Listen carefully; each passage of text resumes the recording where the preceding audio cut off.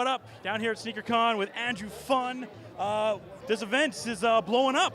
It's blowing up right now. We did not know what it was going to look like. And, we had one table for a long time signed up. Okay. And then the table started rolling in, and we're here now. We're in the mix of it.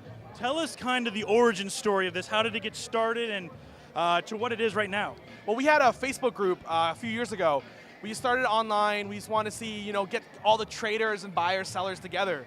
100, 200, 300, 400 members, 1,000 members, up to 3,500 members right now. And so for us, it was all viral. And then we said about a year ago, why not do a conference? A convention to get all these people together. And then we've been meeting 2 times a month to get this together. And that's kind of the YYC Soldier movement? YYC Soldier movement, but what we really wanted was, YYC Soldier is the place where you meet online, but this is open to anybody. We want people here that are collectors. We want dudes that love Jordan when they were kids and are rediscovering it, and we want kids who are coming here and getting their first basketball sneaker. That's what we want. So speaking about that, one question we've loved to been asking today is, everyone here has a shoe that started them all off. What was that shoe that started you off? Christmas 2004, my girlfriend at the time, now wife, got me a pair of Steve Nash Air Max 90s. Opened them up, blew my mind. I wore those to the ground, and it started being a thing. Every time we would travel, get a shoe, get a shoe.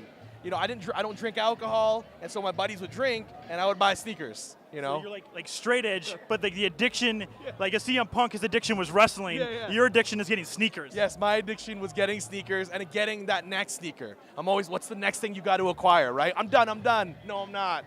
So yeah, there's always something. Yeah. Now, talking to a lot of the guys, some guys have gone to Portland, to Switzerland, to London. Have you kind of spanned the globe as well, trying to find that certain sneaker? For me, what I love about sneaker collecting is that whenever I travel, I get a sneaker from that city. So Paris, London, Spain, Munich. Just you get these things that are part of that place. For me, I never had grails. I would just always walk into a shop and be like, that's it right there. That's the one I want. So I span the globe. I got stuff from all over. And what I love is I got that from there. This is what I remember from that story. So I love it. What do you see from this? Obviously, it's so big right now and blowing up so much. There's no doubt this is going to continue on for future years. What do you want to see from future years? You and I kind of talked off camera about some ideas. Well, what I want to see is this grow into a bigger community. Yeah. The Calgary Comic Expo 10 years ago, where were they? They're a small group of people. I want this to blow up, and what I want next year and future years is I want to bring in more of the culture. I want to engage businesses, and then I want to educate. I want to teach people about what you look for with fakes, styling your outfits. These guys over here are doing fades right now. Yeah. There's some people doing custom jewelry. I want stuff like that. And I want people to come and be like, it's not just about sneakers, it's about the culture. And I think that's the one thing we talked to your DJ, Dwight, about is really that urban feel in Calgary. There is a pulse for it, but it's not hit on enough, and I think this really brings it to light. Yeah, I think people say, the Vancouvers, the Torontos of Canada, that's where the urban culture lives, but it exists in Calgary. And I think right now in Calgary, the really cool thing is that we are a city that recognizes the Stampede is an institution. But what else can we be? We can be so many things. And rather than saying that Toronto's better, let's step up here and make Calgary the best it could be. Totally agree with you, and I know you're a busy man, so I got one more question for you. The number one question we've been asking everyone, what's that one pair of sneakers that's been excluding you, that you want and you've been trying to hunt down? Oh, my Eleanor. That's tough. There you go. I would always say things like the Nike Mag from Back to the Future, but that hasn't eluded me. None of us have the money for it, right? Yeah.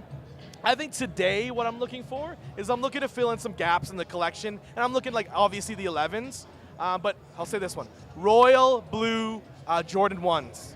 I have tried so hard over the years. I got a pair a few years ago, but I would love another pair, and those were a killer to get. And they didn't land in Calgary. So I would love to track down a pair of those. Jordan 1's your favorite, because I see you got a pair on, I got a pair on. Yeah. I love Jordan 1s because you could beat them.